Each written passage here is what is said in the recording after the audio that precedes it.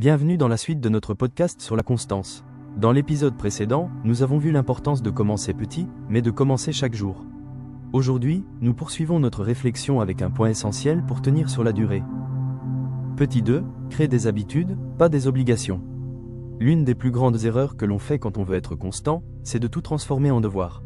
Je dois faire ça, il faut que je m'y mette, je suis obligé de. Et à force de vivre dans cette tension mentale, ce qui devait être une source de progrès devient un fardeau. On finit par abandonner. La clé, ce n'est pas de forcer, c'est de créer des automatismes. Comme l'a dit Jim Rohn, le succès, ce n'est pas quelque chose qu'on poursuit. C'est quelque chose qu'on attire par la personne qu'on devient. Et ce qu'on devient passe toujours par nos habitudes quotidiennes. Créer des habitudes, pas des obligations. Un exemple concret, pense à quelqu'un qui veut lire un livre par mois. En se disant, je dois lire 50 pages aujourd'hui, il se met une pression. Mais s'il ancre simplement l'habitude de lire 10 minutes chaque soir, ça devient un automatisme doux, presque invisible. Mais redoutablement efficace sur le long terme. Les obligations fatiguent. Les habitudes, elles, portent. Elles deviennent une seconde nature. Tu ne te demandes pas si tu vas te brosser les dents aujourd'hui.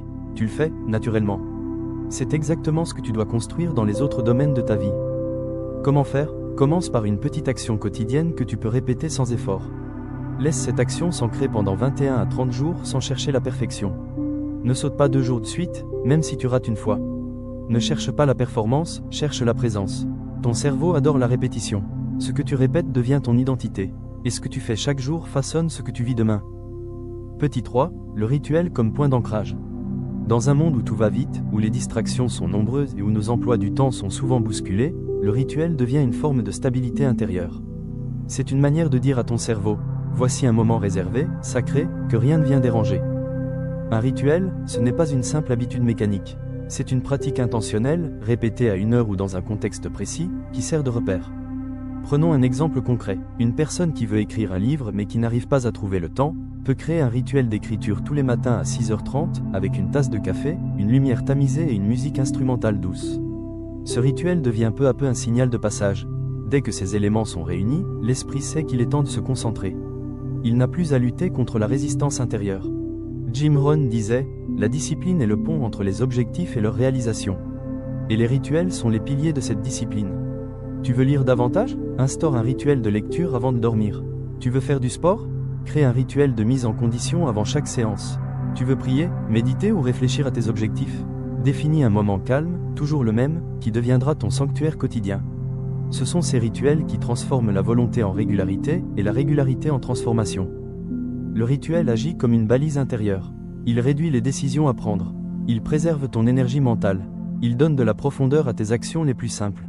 Et quand tu les maintiens, malgré les jours de fatigue ou les envies de lâcher prise, ces petits actes répétés finissent par créer une version plus forte, plus structurée, plus stable de toi-même. Petit 4, savoir s'arrêter pour durer. La constance n'est pas une course sans fin. Ce n'est pas une pression continue qu'on s'impose au nom de la discipline. C'est un rythme de vie équilibré qui permet à nos efforts de durer dans le temps.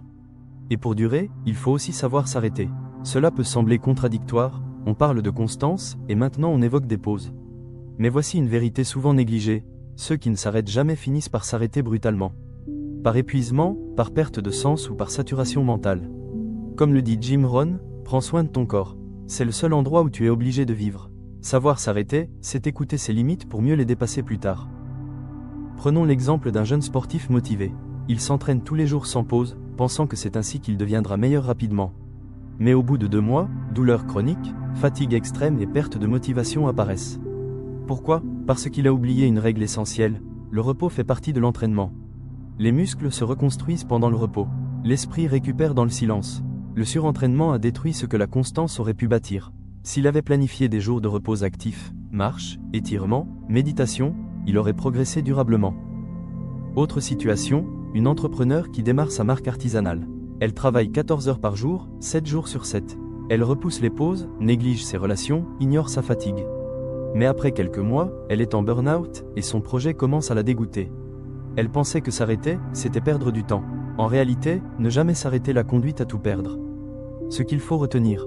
Savoir s'arrêter, ce n'est pas abandonner. C'est faire le choix d'une constance intelligente, d'un effort durable. C'est intégrer à son rythme des temps de pause, de recul, de respiration.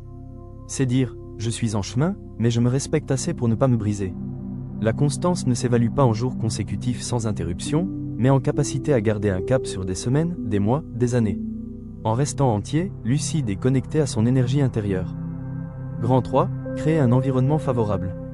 Même la volonté la plus forte peut s'éroder si elle évolue dans un environnement qui ne soutient pas sa direction. Tu peux avoir des objectifs clairs, des routines bien établies et une grande motivation intérieure.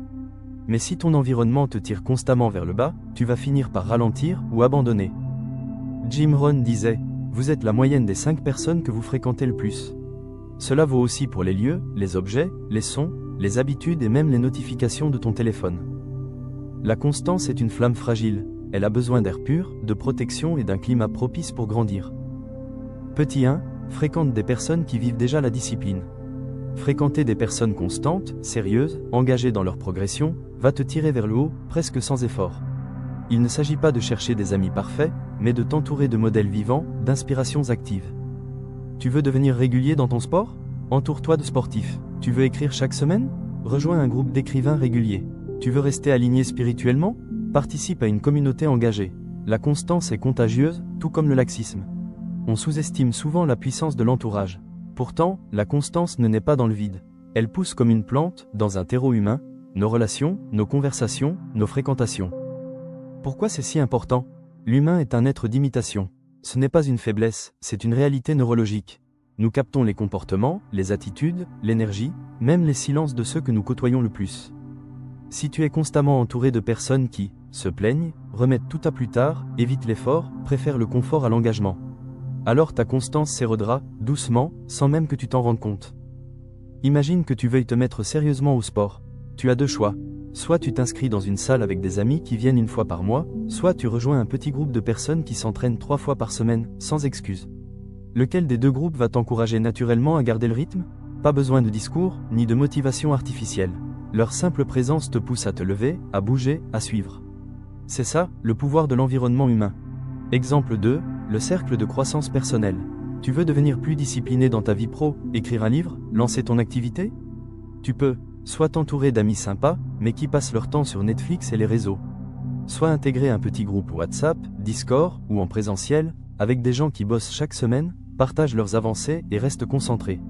Avec le temps, tu seras tiré vers le haut. Leur constance deviendra ta norme. Le conseil pratique. Fais un petit bilan de ton entourage. Qui fréquentes-tu le plus souvent? Ces personnes t'aident-elles à devenir plus discipliné? Si ce n'est pas le cas, peux-tu équilibrer les choses? Ajouter de nouvelles relations, même virtuelles, qui t'élèvent? Tu n'as pas besoin de couper tout lien, mais tu dois être intentionnel. Montre-moi ton cercle, je te dirai où tu vas. Petit 2, organise ton espace pour qu'il te soutienne. Ton environnement matériel peut soit te tirer vers le haut, soit t'enliser dans la paresse ou la distraction. Si tu travailles sur un bureau en désordre, ton esprit sera embrouillé. Si ta chambre est chaotique, tu te lèveras dans le chaos. Si tu ouvres ton téléphone et que des distractions t'assaillent dès la première seconde, il sera difficile de rester focus. Organise ton espace comme un allié. Chaque objet, chaque application, chaque habitude visuelle doit te rappeler ton objectif, pas t'en détourner. La constance n'est pas seulement une affaire de volonté, c'est aussi une question d'architecture mentale et physique. Et ton espace, oui, ton environnement immédiat, peut être un allié ou un saboteur silencieux. Pourquoi c'est essentiel? Tu peux avoir les meilleures intentions du monde, mais si ton espace est désordonné, encombré, plein de distractions, peu fonctionnel, alors ton cerveau va lutter contre toi-même au lieu d'avancer naturellement. Un environnement désorganisé crée une tête désorganisée. Jim Rohn. Exemple 1, l'espace de travail. Tu veux travailler tous les matins sur ton projet personnel, mais ta table est pleine de papier, ton téléphone est juste à côté, avec les notifications activées, ta chaise est inconfortable, tu dois chercher ton carnet à chaque fois. Résultat, tu perds du temps, tu t'agaces, et tu repousses. A l'inverse, un espace rangé, épuré, prêt à l'action, devient un déclencheur naturel de constance. Astuce simple, prépare ton espace la veille.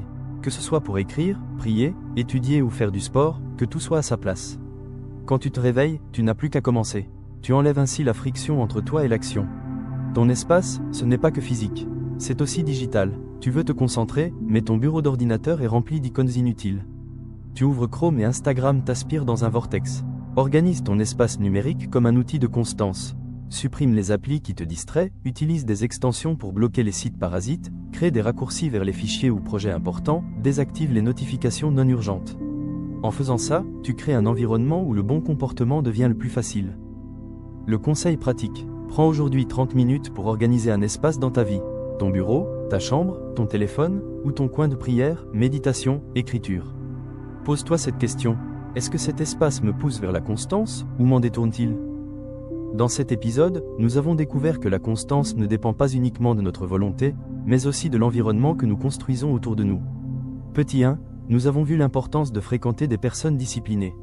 Car notre entourage influence directement notre niveau d'engagement. Être proche de ceux qui incarnent déjà la constance nous inspire et nous pousse à nous dépasser.